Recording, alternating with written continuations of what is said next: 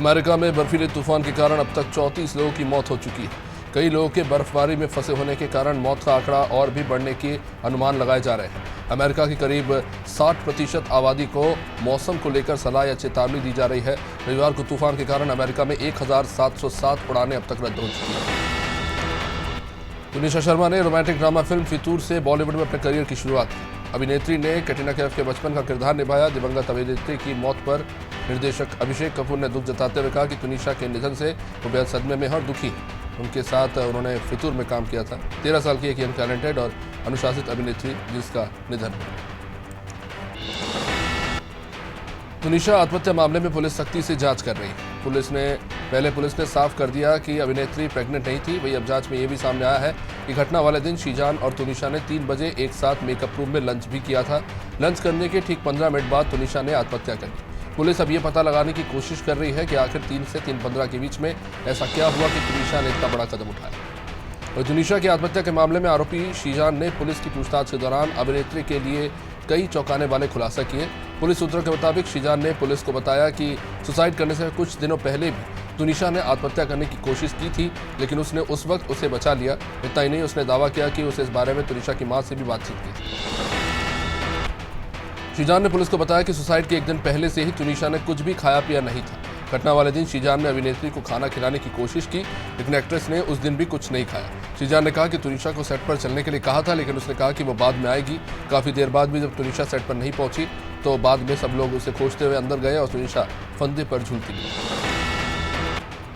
तुनिशा शर्मा की मां ने नया खुलासा करते हुए बताया है कि एक्ट्रेस ने सुसाइड से एक दिन पहले ही उससे कहा था कि उनके दिल में एक बात है जो वो बताना चाहती है, और वो ये कि वो शीजान को चाहती है। तुनिशा ने मां को कहा था कि वो चाहती है कि शीजान उनकी लाइफ में लौट आए, लेकिन वो सुनने को तैयार नहीं है। और तुनिशा ने अपनी मां से भी शीजान से बात करने की बात कही थी। घटना वाले दिन तुनिशा की मां ने दिवंगत अभिनेत्री के ड्राइवर से भी फोन करके उसका हाल पूछा था। अभिनेत्री की मां ने पुलिस को ये बताया कि सुसाइड से करीब 20 मिनट पहले उन्होंने तुनिशा के ड्राइवर को फ़ोन किया था और उससे तुनिशा का हाल पूछा। उस समय ड्राइवर ने बताया था कि तुनिशा शीजान के साथ बैठकर खाना खा रही है।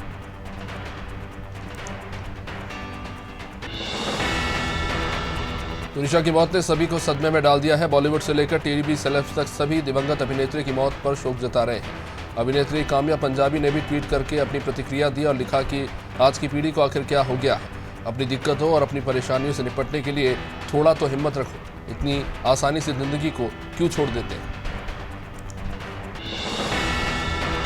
तुनिशा शर्मा की मौत के बाद पुलिस कई लोगों से इस मामले में पूछताछ कर रही है। अटकलें लगाई जा रही है कि तुनिशा के को-स्टार शीजान आरोपी है और इस वजह से पुलिस ने शीजान की बहन को भी पूछताछ में शामिल किया है। शीजान की बहन को वली पुलिस स्टेशन के पास देखा गया।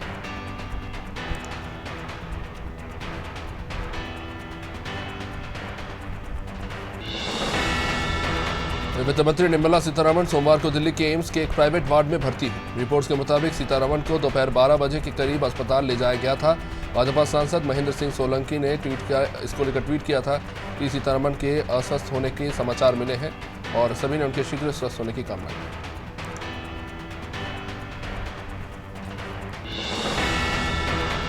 सीबीआई ने आरजेडी प्रमुख और पूर्व रेल मंत्री लालू प्रसाद यादव के खिलाफ रेलवे परियोजनाओं के आवंटन में कथित भ्रष्टाचार के केस में फिर से जांच शुरू की। इस केस में लालू के बेटे तेजस्वी यादव और बेटी चंदा यादव और रागिनी यादव भी आरोपी।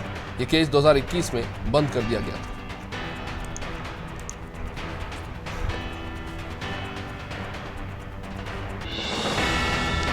भारतीय मौसम विभाग ने बताया है कि रविवार को पंजाब, हरियाणा, दिल्ली, राजस्थान और उत्तर प्रदेश में कई जगह शीतलहर से गंभीर हालात बन गए। विभाग ने चंडीगढ़, अंबाला, रोहतक, अमृतसर, लुधियाना, पटियाला, दिल्ली, चूरू, मेरठ, बरेली और अलीगढ़ समेत उत्तर भारत के कई शहरों में अधिकतम तापमान का डेटा शेयर किया। भारतीय मौसम विभाग ने बताया है कि राजस्थान के चूरू में सोमवार को सीजन का सबसे कम 0 तापमान चला गया। मौसम विभाग के अनुसार राजस्थान के कुछ दूरवर्ती इलाकों में शीतलहर से गंभीर शीतलहर के हालात बने। माउंट आबू में वाहनों और अन्य चीजों पर बर्फ जमने का भी वीडियो सामने आया।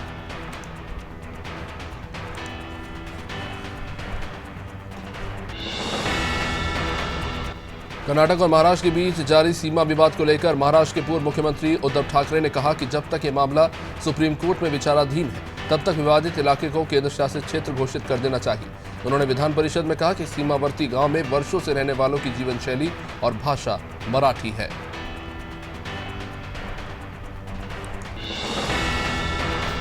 कर्नाटक से चल रहे सीमा विवाद के बीच में महाराष्ट्र के उप मुख्यमंत्री देवेंद्र फडणवीस ने सोमवार को राज्य की विधानसभा में कहा कि हम एक एक इंच जमीन के लिए लड़ेंगे, चाहे सुप्रीम कोर्ट में हो या फिर केंद्र में। उन्होंने कहा कि हम किसी भी परिस्थिति में बॉर्डर के इलाके में रहने वाले अपने लोगों को अकेला नहीं छोड़ेंगे।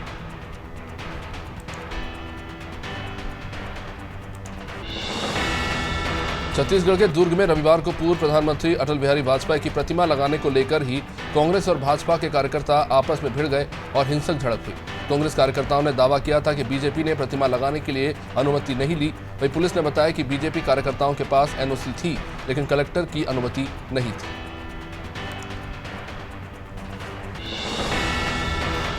केंद्रीय मत्स्य पालन, पशुपालन और डेयरी मंत्री परषोत्तम रुपाला ने राज्यसभा में बताया कि देश भर में इस साल 20 दिसंबर तक लंपी स्किन रोग के कारण 1,68,526 मवेशियों की मौत हो गई।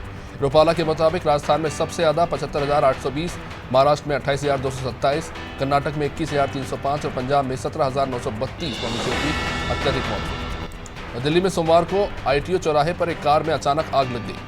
दिल्ली फायर सर्विस के अधिकारियों ने बताया कि आग लगने की सूचना उन्हें 8:55 पर मिली, जिसके बाद दमकल के 2 वाहनों ने घटनास्थल पर पहुंचकर आग को बचाया। अधिकारी के मुताबिक आग पर काबू पा लिया गया है, किसी तरह की कोई हताहत नहीं हुआ।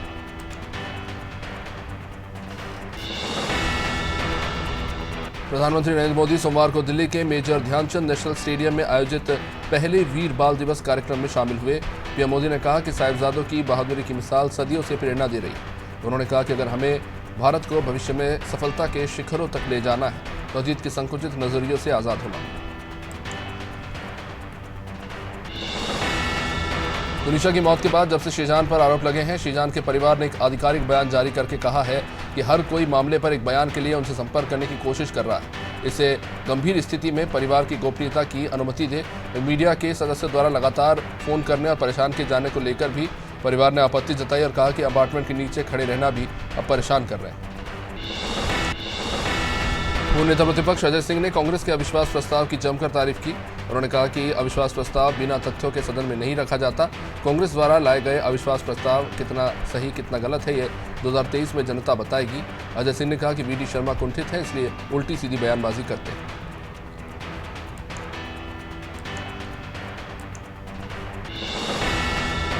कवर्धा में स्वामी अभिमुक्तेश्वरानंद ने धार्मिक सेंसर बोर्ड बनाने की मांग कर डाली है। इसका समर्थन मध्य प्रदेश में सांस्कृतिक बचाव मंच के अध्यक्ष चंद्रशेखर तिवारी ने भी की। उन्होंने कहा कि पिछले कुछ समय से फिल्मों और टेलीविजन धारावाहिकों के जरिए धर्म का अपमान किया जा रहा है।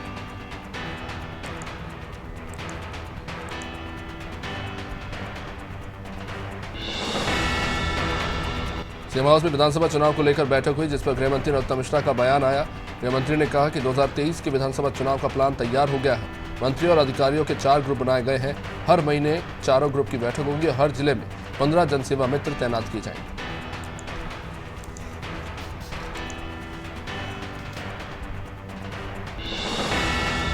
राजधानी भोपाल के रोशनपुरा चौराहे पर जिला महिला कांग्रेस सरकार के खिलाफ विरोध प्रदर्शन किया और महंगाई का पुतला फूंका। जिला अध्यक्ष संतोष जितेंद्र कसाना ने कहा कि मध्य प्रदेश में शराब सस्ती और दूध महंगा है। एक और आम आदमी महंगाई से त्रस्त है, तो वही सरकार अब बच्चों का मुंह से दूध भी छीनना चाह रही है।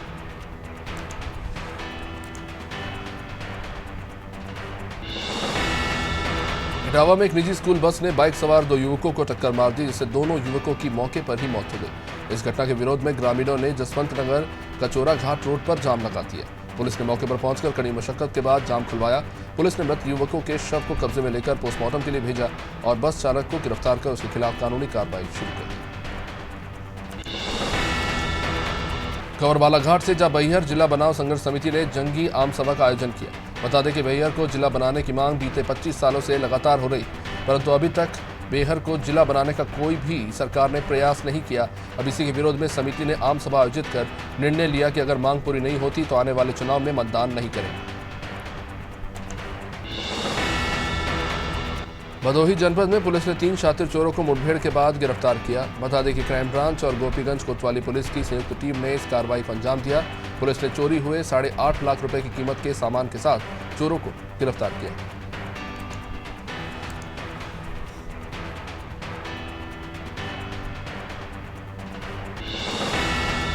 भिंड के सभी जनपद अध्यक्षों ने 15 मांगों को लेकर मुख्यमंत्री के नाम कलेक्टर को ज्ञापन दिया। सभी जनपद अध्यक्ष ने अपने अधिकारों के संबंध में ज्ञापन सौंपा। इस ज्ञापन में सरकारी आवास की सुविधा समेत कई चीजों की मांग की गई।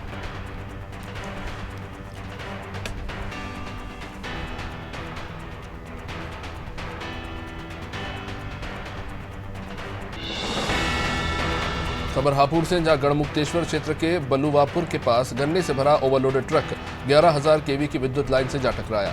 इस ट्रक में करंट उतरने से ट्रक चालक गंभीर रूप से घायल हो गया। सूचना पर पहुंची पुलिस ने ट्रक चालक को हॉस्पिटल भेजा। डॉक्टरों ने उसे मृत घोषित कर दिया।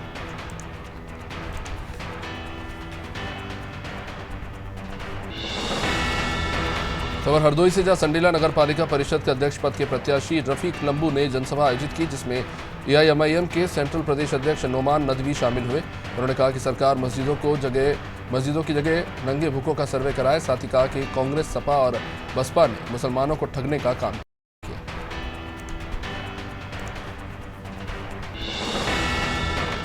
खबर इंदौर से, जहां कांग्रेस सचिव राकेश यादव ने बास्केटबॉल कॉम्प्लेक्स पर भ्रष्टाचार के आरोप लगाए। उन्होंने प्रेस वार्ता में कहा कि बास्केटबॉल ट्रस्ट ने शासन की लीज शर्तों का उल्लंघन करके परिसर में रेस्टोरेंट बनाया।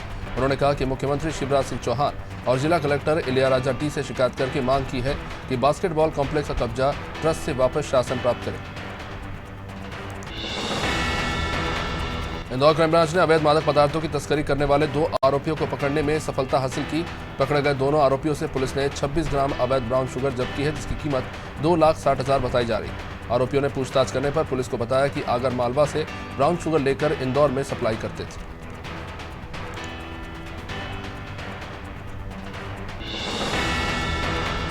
लक्सर में गन्ना ले जा रहे वाहनों की वजह से जाम लग गया। इस दौरान जाम में एम्बुलेंस फंस गई। साथ ही दिल्ली और हरिद्वार जाने वाले कई यात्रियों को परेशानी का सामना करना पड़ा।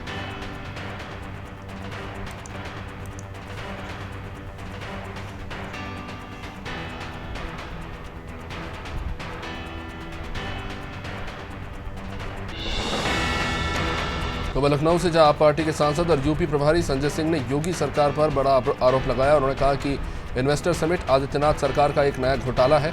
इन्वेस्टर समिट को लेकर सरकार को व्हाइट पेपर जारी करना चाहिए। उन्होंने कहा कि अमेरिका के ऑस्टिन विश्वविद्यालय के साथ 35,000 करोड़ का एमओयू साइन किया, लेकिन जमीन पर वो विश्वविद्यालय है ही नहीं। अखिलेश यादव के झांसी जेल में मिलने जाने पर भाजपा प्रवक्ता राकेश त्रिपाठी ने तंज कसा। उन्होंने कहा कि अखिलेश यादव जेल टूर पर निकले हैं क्योंकि योगी के शासन में सपा संरक्षित सभी गुंडे माफिया सलाखों के पीछे।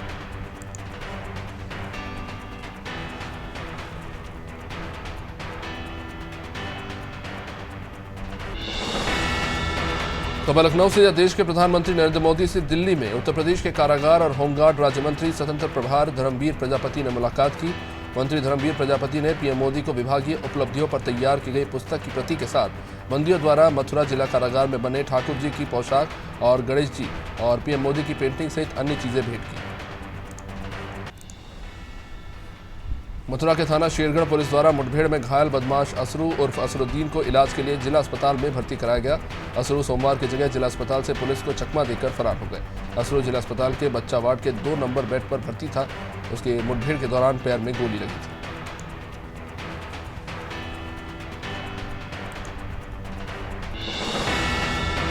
खबर मुंगेली से, जहां नशा मुक्ति अभियान को लेकर बिलासपुर निवासी ब्रजराज रजक छत्तीसगढ़ के सभी जिलों में साइकिल से भ्रमण कर नशा मुक्त जीवन जीने का संदेश दे रहे हैं। 2 महीने में 2000 किलोमीटर से अधिक का सफर कर चुके हैं और इसी बीच वो मंगोली पहुंचे और वहां पर कलेक्टर परिसर पहुंचकर राहुल देव से मुलाकात की और कलेक्टर ने ब्रजराज की सराहना करते हुए बधाई दी।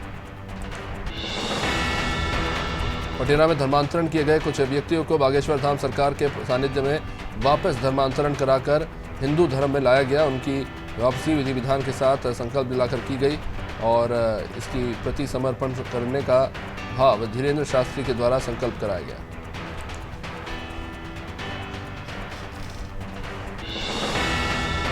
बिहार की राजधानी पटना में एक चौकीदार का खून से लथपथ शव मिला, जिससे इलाके में सनसनी फैल गई। बताया जा रहा है कि युवक की ईंट पत्थर से कुचलकर हत्या की गई। पुलिस इस मामले की जांच में जुटी हुई है।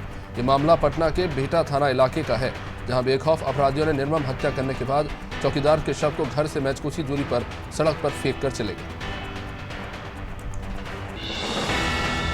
पन्ना में भारतीय किसान संघ ने तहसीलदार आस्था चढ़ार को मुख्यमंत्री के नाम एक ज्ञापन दिया है।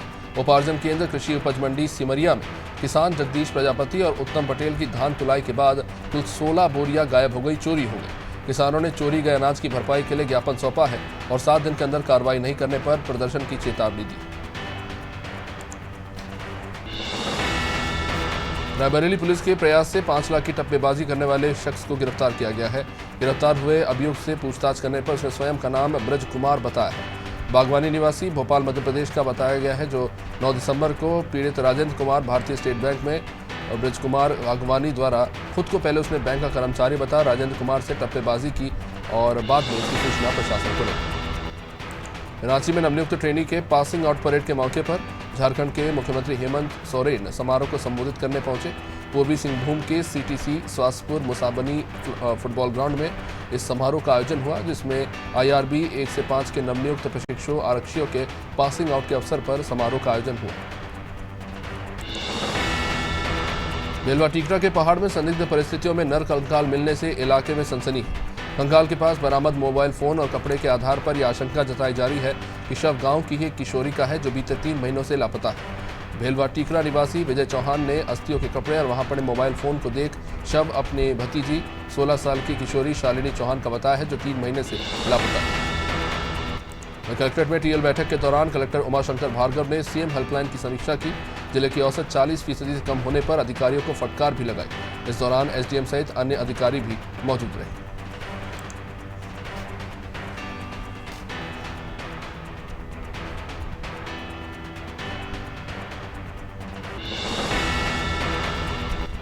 विदिशा में हाईवे बाईपास पर हुए अतिक्रमण की कार्रवाई के विरोध में फरियादी ने दावा किया कि इस कार्रवाई के पहले ना तो कोई नोटिस दिया गया और ना ही तोड़ने के दौरान सामान निकालने तक का समय दिया गया।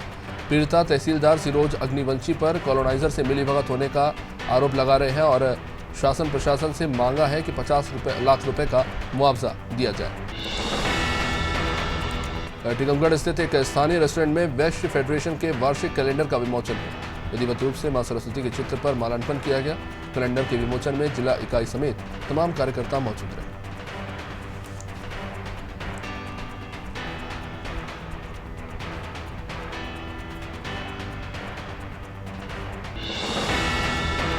सूरजपुर के बसदेई गांव में बंद मकान से एक युवक की खून से लथपथ सड़ी हुई लाश मिली।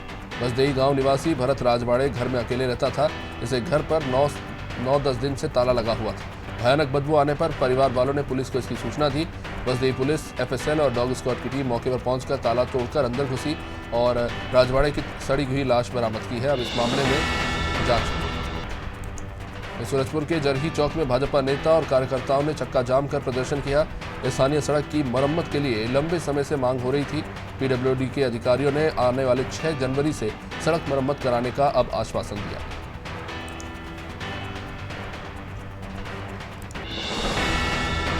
श्योपुर से खबर, जहां नेता प्रतिपक्ष और कुछ पार्षदों ने पूर्व CMO और रामप्रसाद शर्मा ठेकेदार और पत्रकारों पर भ्रष्टाचार के आरोप लगाए।